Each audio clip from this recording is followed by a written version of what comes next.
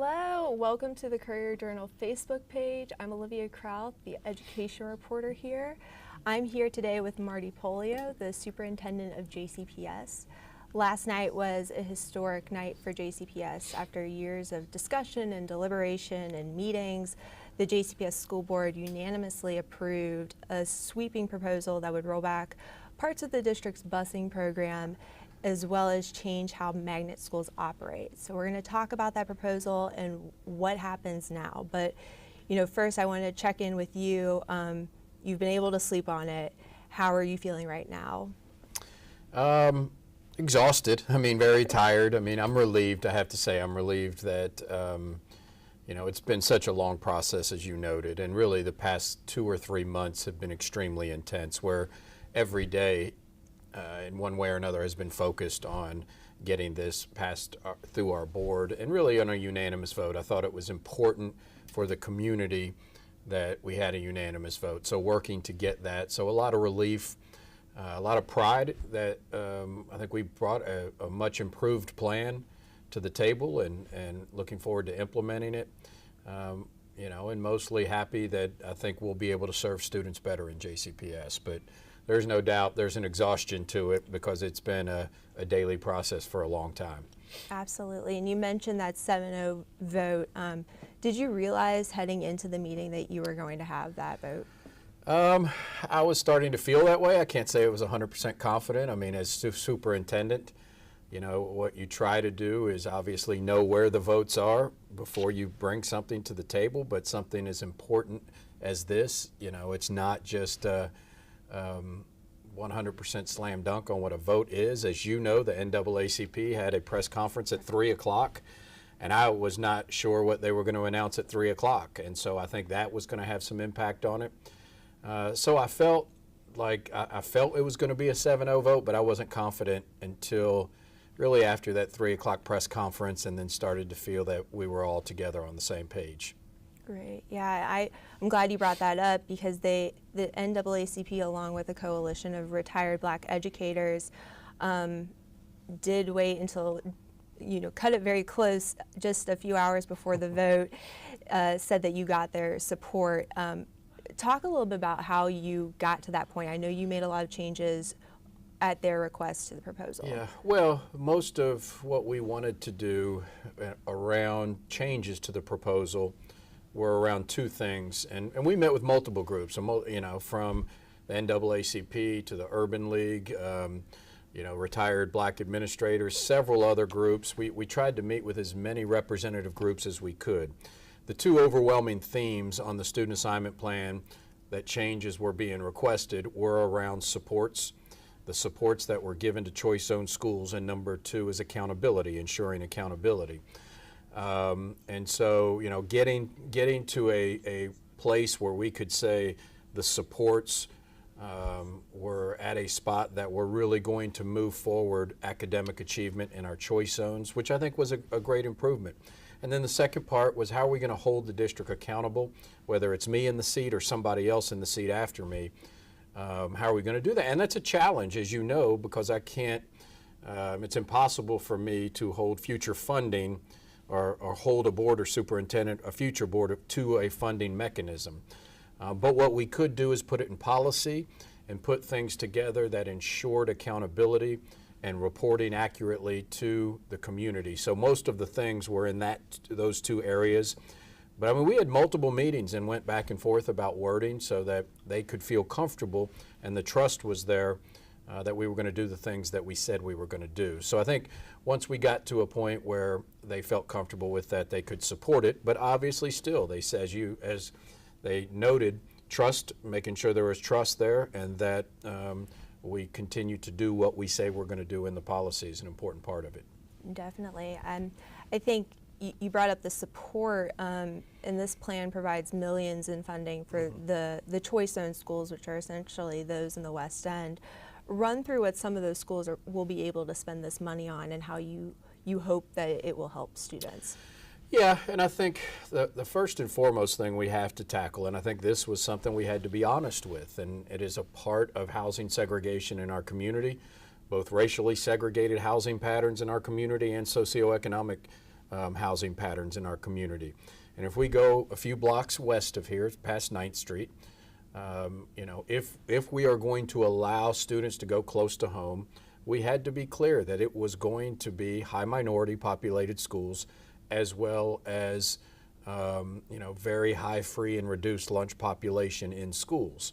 And so, I said all along that I had a fundamental belief that this is not me saying this, I copied this off someone else, but I believe it. The less kids have in their home, resources they have in the home, the more they should have in their school. It is something in this country that we have not done nationwide, and I think we have to do. So we wanted to make sure first we had a plan, a support plan that did that. And so, really looking at number one, how can we ensure that we retain, attract teachers, but more importantly, retain teachers to our highest poverty schools? Because being a former principal of one, teacher turnover is one of the most detrimental things to a school culture, is if you have continuous turnover. So, making sure that we had a compensation structure in place that ensured that teachers stayed and retained there, and hopefully attracted. We wanted smaller class sizes.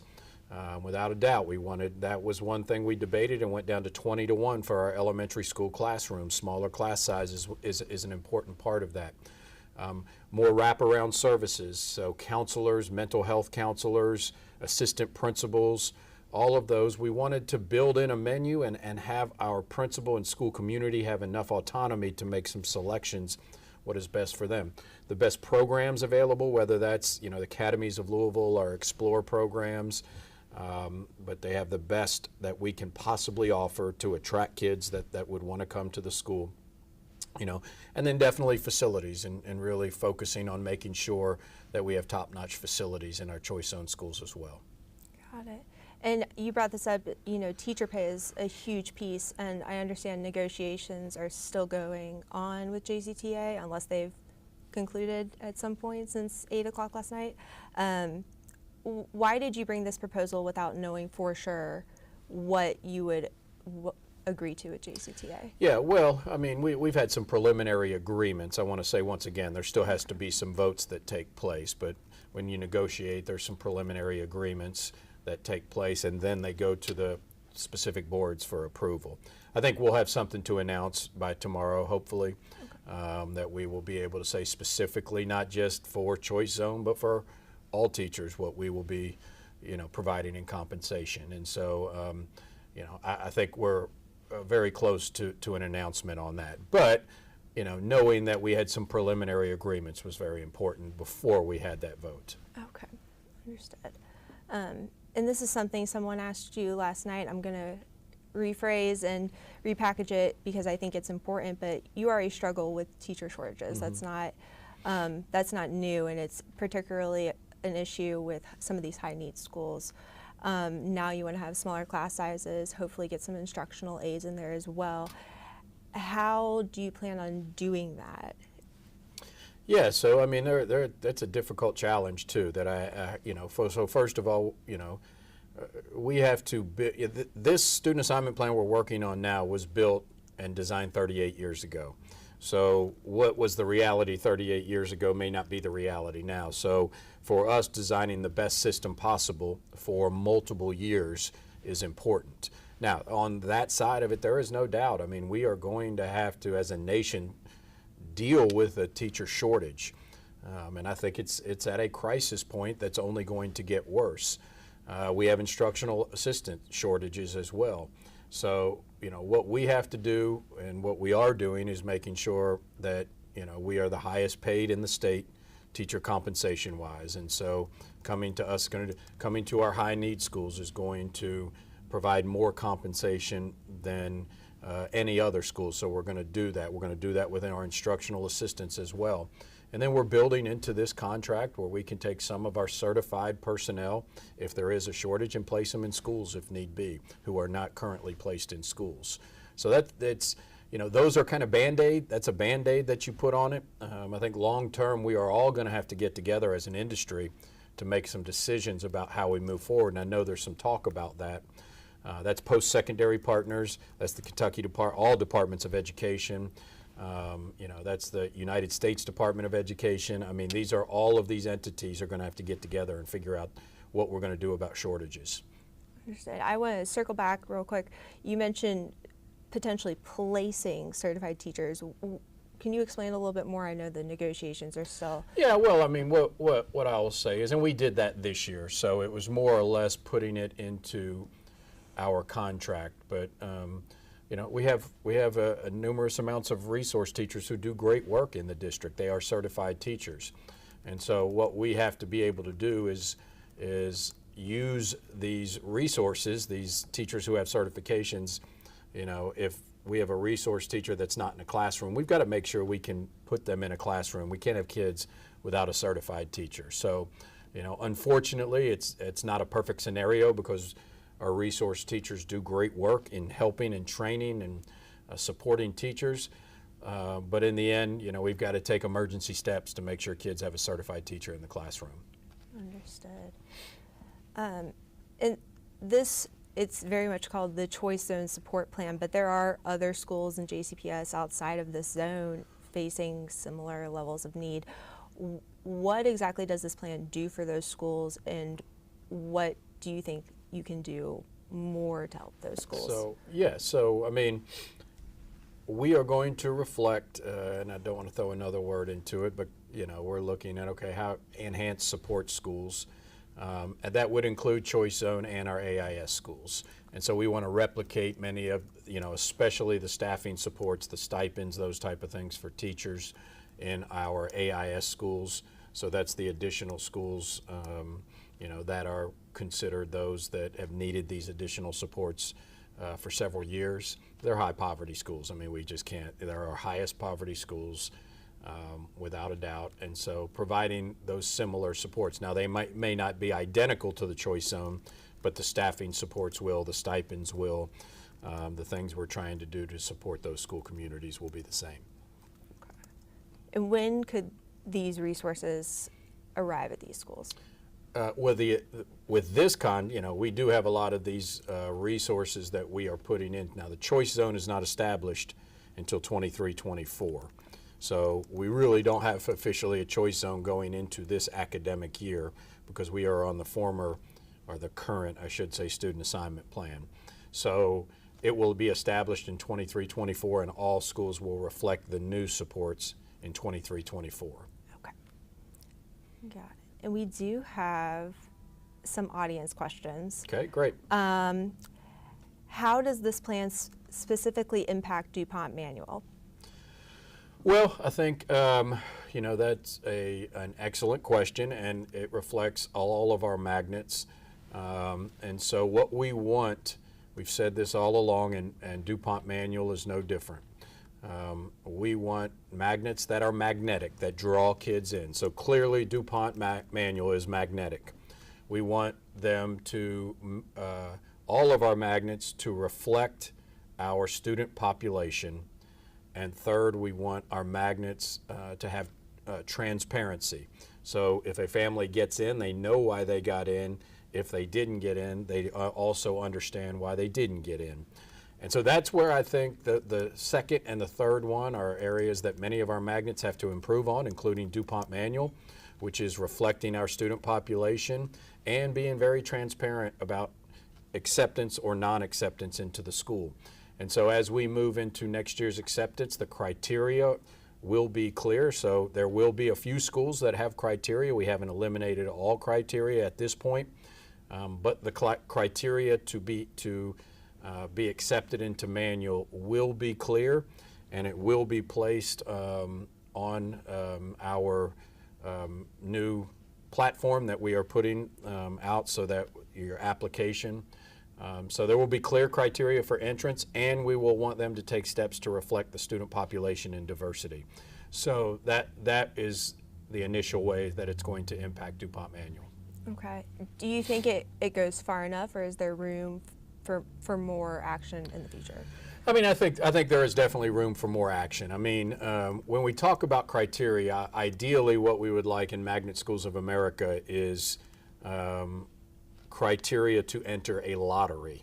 And so then it becomes, so it's, you know, you have to meet a certain benchmark to get into the lottery, and then it just becomes a lottery who is accepted.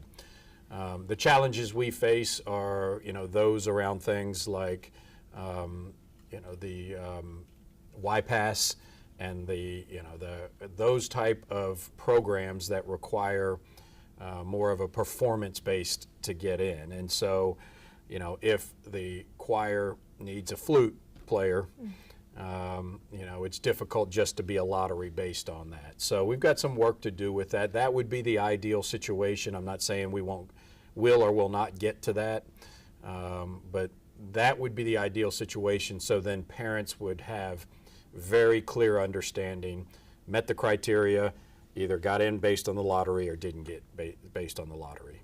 Got it, got it.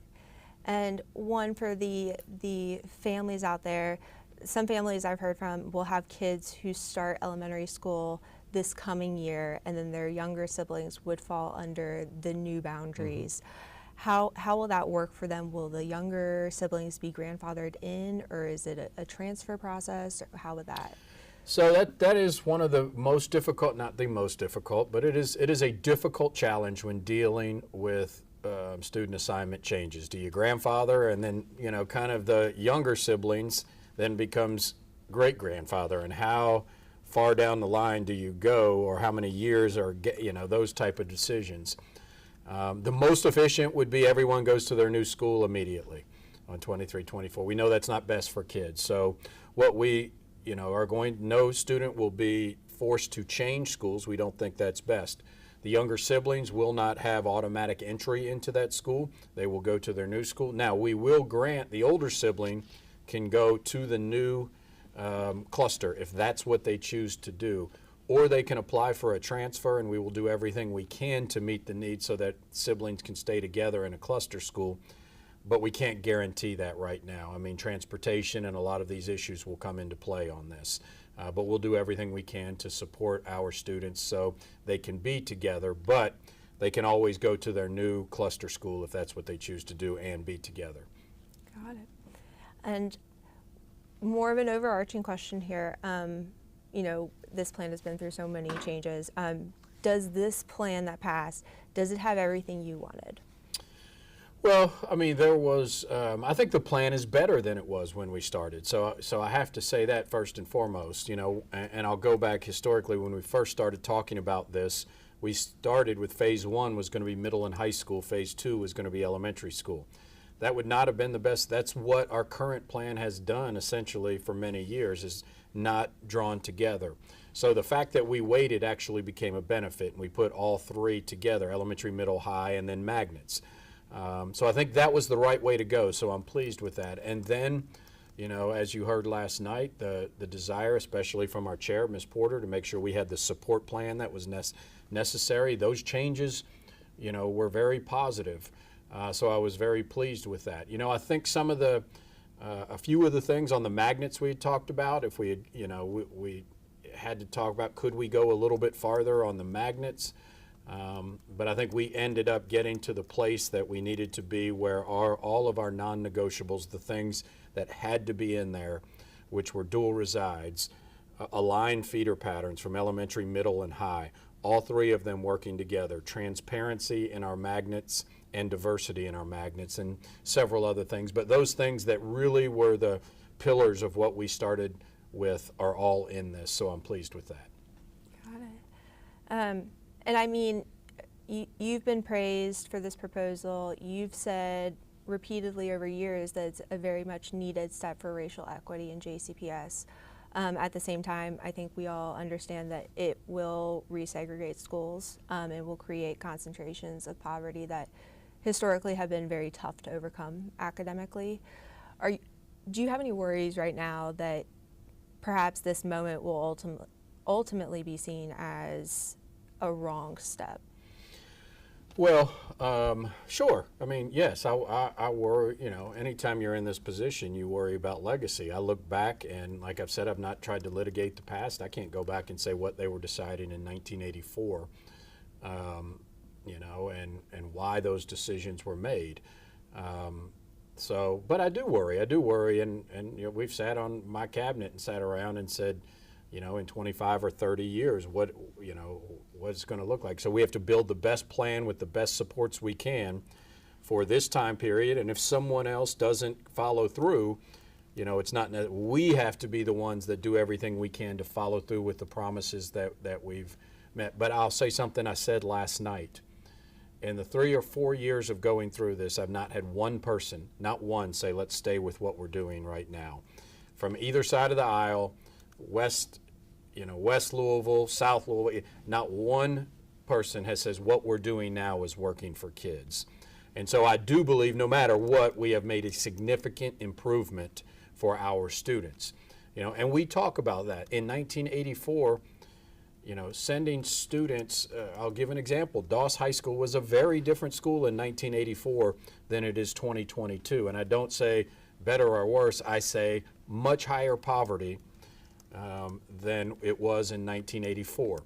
So right now, what we are doing is transporting and busing kids from West Louisville to predominantly already high concentrations of poverty that are outside of their community. Most of our students are being bused to Title I schools that are majority minority. And so, you know, I think we're not accomplishing the original goal of what we wanted to, which was diversity in schools, you know, and we are sending students to high poverty schools without the supports that are necessary to make sure they're successful.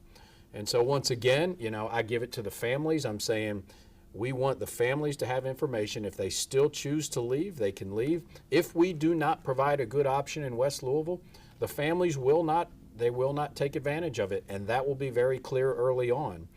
And so we will see, based on the data, who stays, who thinks it's a good option, or who wants to leave. But in the end, I think it comes down to resources and supports, and that's what I'm pleased that we will be providing resources that kids in West Louisville have never had before. And one last question, a lot was said about better student achievement, better student outcomes. How long, if you had to guess, how long until we see those better outcomes? Well, I mean, I want to, I don't know how to say this the best way when it comes to student outcomes. The more I've done this, you know, the more I really have a problem with just the K-Prep, the KSAs, whatever you call it, the assessments at the state level that measure whether a kid is proficient, and then saying whether they are on grade level, not bringing into factors outside of the school, you know, those being the outcomes that we're talking about. You know, unfortunately, in education for the past 20 years, that's what it's been. It's been a test and punish environment that I think has done nothing but hurt students. You know, I think we can look around the country at, you know, for instance, closing of failing schools. And then when the students got spread to other schools, did they do better? Well, maybe the school, maybe they hid the inadequacies of a school based on these data, but the students didn't do any better. And that's our goal, is to ensure that kids, their trajectory in life is better because of education. And so, you know, outcomes for us, I think it's important that we understand that first and foremost, that just because they may be lower test scores does not mean a school is failing, or because they're higher test scores does not mean a school is successful. I think that's an important thing, you know, that goes to the good and bad school narrative. But in the end, our job is to be held accountable and to make sure students are performing and doing what I said, which is their trajectory in life is better because of public education. On top of that, we have to mix in the pandemic. People are putting in a lot of numbers compared to 10, 20 years ago. There's never been a pandemic where our kids have been out of school that we know the pandemic negatively impacted our high poverty kids and our students of color more than other students in a negative way.